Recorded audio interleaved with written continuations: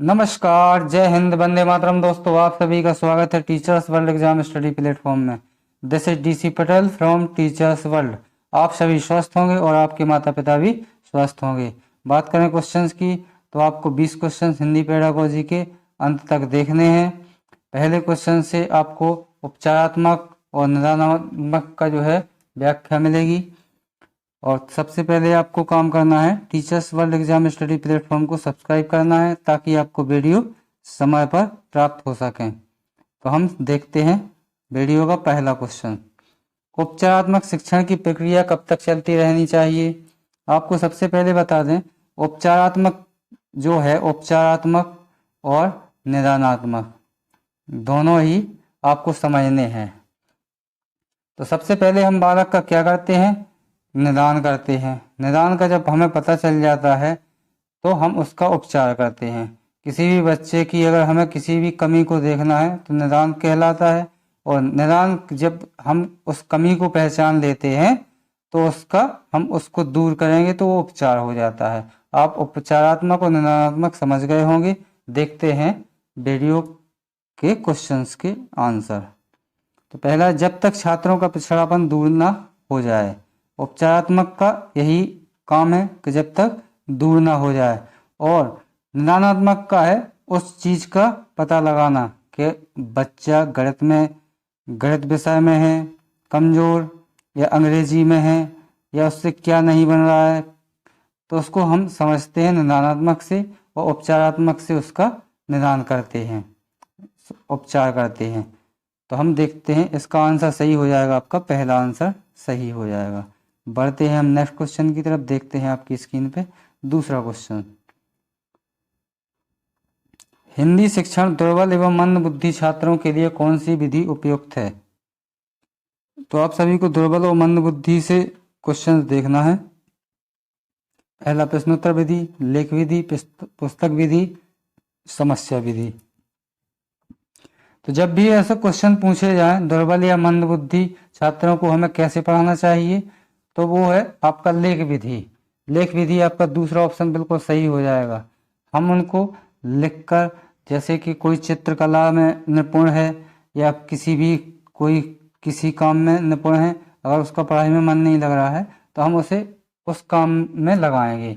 तो मंद बुद्धि को हम लेख विधि यानी कि चित्रकला या किसी भी और ऐसे चित्र के अनुसार हम काम करवाएंगे उनसे, काम नहीं मतलब पढ़ाएंगे। तो बढ़ते हैं हम नेक्स्ट क्वेश्चन की तरफ। दूसरे का आपका दूसरा ऑप्शन सही हो जाएगा। बढ़ते हैं हम नेक्स्ट क्वेश्चन की तरफ। देखते हैं आपकी स्क्रीन पे तीसरा क्वेश्चन। सुनकर अर्थ ग्रहण करना उद्देश्य का व्यवहारगत परिवर्तन क्या होगा? छात्र विश्लेषण करेंगे, तुलना कर सकें कि शुद्ध सामग्री का भाव ग्रहण करेंगे, क्रमबद्धता से लिख सकेंगे। तो सुनकर अर्थ ग्रहण करने का उद्देश्य होता है शुद्ध सामग्री का भाव ग्रहण करना। किसी भी चीज को हम सुनकर उस चीज का भाव ग्रहण करेंगे और सुनकर ही हम अनुकरण करते हैं। तो तीसरे का आपका तीसरा ऑप्शन सही हो जाएगा। बढ़ते हैं हम नेक्स्ट क्वेश्चन की तरफ। देखते हैं आपकी स्क्रीन पे चौथा ऑप्शन। मापन किया जाता है, आपको बताना है मूल्यांकन में, कक्षा शिक्षण में, निदानात्मक परीक्षण में, वार्षिक परीक्षा में। तो मापन किया जाता है वो किया जाता है आपका वार्षिक परीक्षा में। निदानात्मक परीक्षण जो आपको है, पहले क्वेश्चंस में हम बता चुके हैं कि बच्चे का निदान हमें कैसे कमजोरी उसकी किस विषय में है, क्या कमजोरी है बच्चे में, तो उसका हम पता लगाएंगे और फिर उसके बाद में उसका उपचार करेंगे उपचारात्मक विधि से। तो चौथे का आपका चौथा आंसर सही हो जाएगा। बढ़ते हैं हम नेक्स्ट क्वेश्चन की तरफ। देखते हैं पांचवा क्वेश्चन। नाटक शिक्षण उपयुक्त विधि है? रंगमंच विधि, अर्थबोध प्रणाली, कक्षा विनय विधि, व्याख्या विधि। तो रंगमंच प्रणाली है जो नाटक शिक्षण की उपयुक्त विधि बतानी है आपको कौन सी है। तो इसकी जो हो जाएगी कक्षा अभिनय विधि। हम कक्षा में अलग अलग प्रकार के बच्चों से नाटक करवाएंगे और किसी कहानी पर, किसी कविता पर उनसे कक्षा में अभिनय करवाएंगे। तो नाटक शिक्षण की ये विधि महत्वपूर्ण है, कक्षा अभिनय विधि। तीसरा ऑप्शन आपका पांचवें का सही हो जाएगा। बढ़ते हैं हम नेक्स्ट क्वेश्चन की तरफ। देखते हैं आपकी स्क्रीन पे छठवां क्वेश्चन। उच्च प्राथमिक स्तर पर कविता शिक्षण की उपयुक्त विधि बतानी है आपको। तो प्रश्नोत्तर प्रणाली, व्याख्या प्रणाली, गीत प्रणाली, शब्दार्थ प्रणाली। तो उच्च प्राथमिक 5वीं से ऊपर के जो बालक हैं उनके लिए पूछा गया क्वेश्चन है। तो हम 6वीं 7वीं 8वीं के बच्चों के लिए, तो इसके लिए सबसे अच्छी विधि है वो है व्याख्या प्रणाली। आपको याद रखना है, हम उन्हें कहानी को किसी जो बताएंगे तो उसको व्याख्या कर करके, किसी कविता को भी व्याख्या कर करके समझाएंगे। तो 6वीं का आपका दूसरा ऑप्शन सही हो जाएगा। बढ़ते हम नेक्स्ट क्वेश्चन की तरफ, देखते हैं आपकी स्क्रीन पे। कहानी शिक्षण का प्रमुख उद्देश्य है, 7वें का आपको आंसर बताना है। समय के सदुपयोग की शिक्षा देना, रसानुभूति की क्षमता का विकास करना, बालकों का मनोरंजन करना, विषय वस्तु का ज्ञान प्राप्त करना। तो कहानी शिक्षण का जो प्रमुख उद्देश्य होता है वो होता है बालकों का मनोरंजन करना। सीटेट के आंसर के अनुसार आपको बता रहे हैं। रसानुभूति की जो क्षमता होती है वो होती है हमारी कविता में, और विषय वस्तु का ज्ञान प्राप्त करना अलग अलग जो कहानी कविताएं होती हैं उससे भी हम कर सकते हैं। तो इसका जो सही आंसर हो जाएगा वो हो जाएगा आपका तीसरा ऑप्शन। 7वें का तीसरा ऑप्शन आपका सही हो जाएगा। बढ़ते हम नेक्स्ट क्वेश्चन की तरफ, देखते हैं आपकी स्क्रीन पे 8वां क्वेश्चन। व्यवहारिक व्याकरण शिक्षण की सर्वाधिक उपयुक्त प्रविधि बतानी है आपको। विषय का अभ्यास, उदाहरणों की प्रस्तुति, सिद्धांत निरूपण, प्रासंगिक कथन। तो व्यवहारिक व्याकरण का जो शिक्षण है वो होता है आपका विषय का अभ्यास से। विषय का अभ्यास करेंगे हम तो व्यवहारिक व्याकरण, जब भी हम विषय का अभ्यास करेंगे, किसी भी विषय में बैठेंगे, चैप्टर खोलेंगे, तो उसमें अलग अलग शब्द जो आएंगे तो उसमें हमें किसी में संधि, किसी में समास, इस चीज़ का हमें उसमें अनुभव होगा। तो विषय का अभ्यास हमें करना चाहिए। सर्वाधिक उपयुक्त है प्रविधि में इसमें। 8वां आपका पहला ऑप्शन सही हो जाएगा। बढ़ते हैं हम नेक्स्ट क्वेश्चन की तरफ, देखते हैं आपकी स्क्रीन पे 9वां क्वेश्चन। जिस क्रिया में यह पता लगाया जाता है कि बालक भाषा के किस क्षेत्र में कमजोर रहते हैं, यह क्रिया कहलाती है। आपको हम बार बार बता रहे हैं तो आपको इसका जो है समझना है, इसको समझना है। और इस निदानात्मक और उपचारात्मक से 1 या 2 क्वेश्चन प्रत्येक टेट में पूछ लिए जाते हैं। तो आपको समझना है इस चीज़ को और पढ़ना है। लिखित कार्य आपको बताना है, लिखित कार्य है, मौखिक कार्य है, निदानात्मक कार्य है, उपचारात्मक कार्य है। क्योंकि आपको हम पहले बता चुके हैं निदानात्मक कार्य क्या है और उपचारात्मक कार्य। तो जब भी आपको हमने बताया कि बालक भाषा के किस क्षेत्र में कमजोर रहते हैं, अब बालक की कमजोरी का पता लगाना है हमें, तो वो क्या हो जाएगा, निदानात्मक। अगर हम इस भाषा की कमजोरी का उपचार करेंगे और जो निदान कर देंगे तो वो हो जाएगा क्या, उपचार। उपचार में आ जाएगा। अगर कमजोर नहीं है, उसकी भाषा को हमने समझ लिया और उसकी भाषा को हमने उसका निदान कर दिया, तो इसके बाद हम उसका उपचार कर रहे हैं। आप लोग समझ गए होंगे। बढ़ते हम नेक्स्ट क्वेश्चन की तरफ। 9वें का आपका तीसरा ऑप्शन सही होगा। बढ़ते हम नेक्स्ट क्वेश्चन की तरफ, देखते हैं आपकी स्क्रीन पे 10वां क्वेश्चन। शिक्षण प्रक्रिया में मूल्यांकन आवश्यक है। पाठ्यक्रम के सुधार के लिए, छात्रों की उपलब्धि का स्तर जानने के लिए, शिक्षण कार्यों में सुधार के लिए, उपयुक्त सभी कार्यों के लिए। तो शिक्षण प्रक्रिया में मूल्यांकन जो आवश्यक है, पाठ्यक्रम में सुधार के लिए भी, छात्रों की उपलब्धि का स्तर जानने के लिए भी, शिक्षण कार्य में सुधार के लिए भी। तो आपका चौथा आंसर सही हो जाएगा। 10वें का आपका चौथा आंसर सही हो जाएगा। बढ़ते हैं नेक्स्ट क्वेश्चन की तरफ, देखते हैं आपकी स्क्रीन पे 11वां क्वेश्चन। मूल्यांकन के अभिप्राय हैं। उपयुक्त सभी, निरंतर चलने वाली प्रक्रिया, उद्देश्यों की पूर्ति का सीमांकन, वांछित व्यवहारगत परिवर्तन की जानकारी। तो मूल्यांकन से अभिप्राय है निरंतर चलने वाली प्रक्रिया भी, उद्देश्यों की पूर्ति का सीमांकन और वांछित व्यवहार परिवर्तनों की भी जानकारी। जो भी हो रहा है बच्चे के व्यवहार में, हमें उसकी पूरी जानकारी होनी चाहिए। तो इसका आंसर हो जाएगा आपका पहला, उपयुक्त सभी।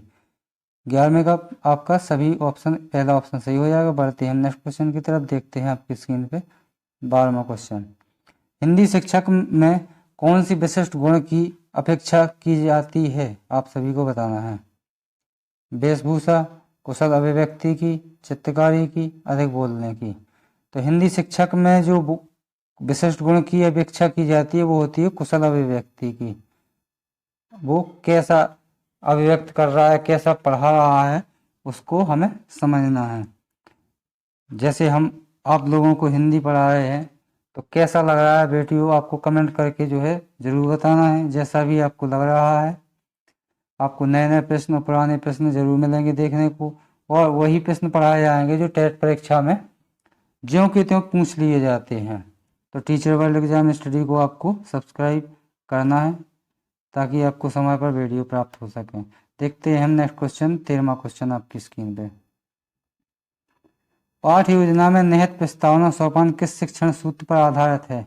वेरी इंपॉर्टेंट क्वेश्चन, कई बार कम से कम 10 से 15 बार क्वेश्चन पूछा गया क्वेश्चन है, तो आपको याद रखना है। ये आपको बताना है इसका आंसर।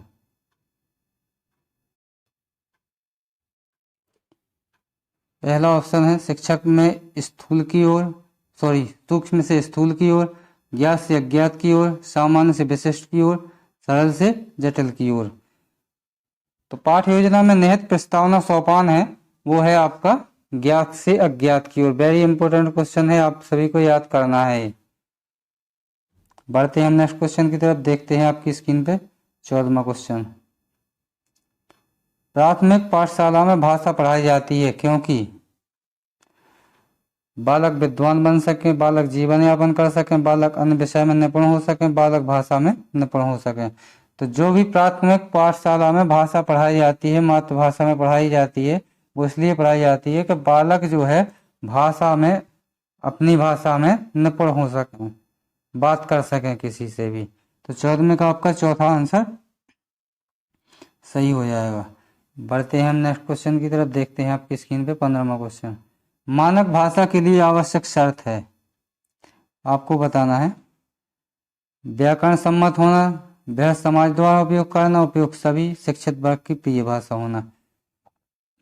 तो मानक भाषा का जो अर्थ है वो व्याकरण सम्मत भी होना चाहिए, बृहत समाज यानी कि बहुत सभी समाज के द्वारा जो है, अधिकतर समाज के द्वारा उपयोग करने की होनी चाहिए, शिक्षित वर्ग की प्रिय भाषा भी होनी चाहिए। तो इसका आंसर हो जाएगा उपयोग सभी। मानक भाषा के लिए यह शर्त है। तो आपका 15वें का तीसरा ऑप्शन सही हो जाएगा। बढ़ते हैं हम नेक्स्ट क्वेश्चन की तरफ। देखते हैं आपकी स्क्रीन पे 16वां क्वेश्चन। राष्ट्रभाषा का तात्पर्य नहीं है देश में अधिकतर लोगों की भाषा, जन सामान्य की बोलचाल की भाषा, इनमें से कोई नहीं, सरकारी कार्यों की भाषा। तो राष्ट्रभाषा का तात्पर्य नहीं है वो है सरकारी कार्यों की भाषा। सरकारी कार्यों की भाषा से राष्ट्रभाषा का कोई भी संबंध नहीं है। 16वें का आपका चौथा जो है ऑप्शन सही हो जाएगा। बढ़ते हैं नेक्स्ट क्वेश्चन की तरफ। देखते हैं आपकी स्क्रीन पे 17वां क्वेश्चन। मातृभाषा को शिक्षा का केंद्र बिंदु माना जाता है क्योंकि यह संपूर्ण समाज के केंद्र में रहती है, संपूर्ण पाठ्यक्रम के केंद्र में स्थित रहती है, संपूर्ण विद्यालय जीवन का केंद्र है, संपूर्ण बालक के जीवन के विकास के केंद्र में है। तो आपको बताना है आंसर। तो मातृभाषा को शिक्षा का केंद्र बिंदु इसलिए माना जाता है क्योंकि यह संपूर्ण पाठ्यक्रम के केंद्र में स्थित रहती है। ठीक है, जहां हम पढ़ाते हैं बच्चों को उनकी मातृभाषा में पढ़ाना चाहिए, ये आप सभी को याद होना चाहिए। 17वें का आपका दूसरा ऑप्शन सही हो जाएगा। बढ़ते हैं हम नेक्स्ट क्वेश्चन की तरफ। देखते हैं आपकी स्क्रीन पे 18वां क्वेश्चन। पाठ्य पुस्तक की भाषा आपको बतानी कैसी होनी चाहिए? बच्चों के घर व समुदाय की भाषा में मिलती जुलती होनी चाहिए, तत्सम प्रधान होनी चाहिए, तद्भव प्रधान होनी चाहिए, आधिकारिक कठिन शब्दों से युक्त होनी चाहिए। तो पाठ्य पुस्तक की भाषा जो भी होनी चाहिए वो बच्चों के घर व समुदाय की भाषा से मिलती जुलती होनी चाहिए। पहले भी आपको बता चुके हैं कि मातृभाषा में हमें पढ़ाई करवानी है, तो पाठ्य पुस्तक की भी भाषा कैसी होनी चाहिए? उनसे मिलती जुलती होनी चाहिए, जो भाषा उन्हें समझ में आ सके बच्चों को। तो 18वें का आपका पहला ऑप्शन सही हो जाएगा। बढ़ते हैं नेक्स्ट क्वेश्चन की तरफ। देखते हैं आपकी स्क्रीन पे 19वां क्वेश्चन। प्राथमिक स्तर पर भाषा सिखाने से तात्पर्य है भाषा का व्याकरण सिखाना, उच्च स्तरीय साहित्य पढ़ाना, भाषा का प्रयोग सिखाना, भाषा वैज्ञानिक तथ्य स्पष्ट करना। तो जो प्राथमिक स्तर पर भाषा सिखाने का तात्पर्य है वो है आपका भाषा का प्रयोग सिखाना। जब भी क्वेश्चन में भाषा का प्रयोग सिखाना आए संबंधित, तो आपको नहीं इसमें का जो है आंसर सही हो जाएगा। तीसरा, भाषा का प्रयोग जब भी आए आपके ऑप्शन में तो आपको टिक करना है वही ऑप्शन। तो नहीं इसमें का तीसरा ऑप्शन सही हो जाएगा। बढ़ते हैं नेक्स्ट क्वेश्चन की तरफ और देखते हैं वीडियो का लास्ट क्वेश्चन। प्राथमिक स्तर पर हिंदी भाषा शिक्षण के लिए सबसे अधिक महत्वपूर्ण है पाठ्य पुस्तक, भाषा प्रयोग के अवसर, उच्च स्तरीय तकनीक यंत्र, व्याकरणिक नियमों का स्मरण। तो आपको प्राथमिक स्तर पर हिंदी भाषा शिक्षण के लिए सबसे अधिक महत्वपूर्ण बताना है। तो जब भी क्वेश्चन में भाषा प्रयोग के अवसर बच्चों को अगर अवसर दिए जाए प्रयोग करने के, खुद करने के, तब आपको वही आंसर टिक करना है। इससे अच्छा कोई ऑप्शन ही नहीं हो सकता। जब भी बच्चों को हम उनको खुद करने को देंगे तो वो अच्छे तरीके से सीखेंगे। तो आपका 20 में का दूसरा ऑप्शन सही हो जाएगा। और वीडियो कैसा लगा आपको कमेंट करके ज़रूर बताना है। जैसा भी लगा हो कमेंट ज़रूर करना है। देखते हैं, मिलते हैं हम नेक्स्ट वीडियो में। जब तक कि आप क्या करना है कि टीचर वर्ल्ड को आपको सब्सक्राइब करना है ताकि आपको समय पर वीडियो प्राप्त हो सके और हमें लगे कि आपको वीडियो भी पसंद आ रहा है। तो और टीचर वर्ल्ड एग्जाम स्टडी को आपको जो टेलीग्राम चैनल है उसको ज्वाइन करना है ताकि आपको PDF समय पर प्राप्त हो सके। तो मिलते हैं हम नेक्स्ट वीडियो में। जब तक के लिए जय हिंद, वंदे मातरम, स्वस्थ रहें और मस्त रहें।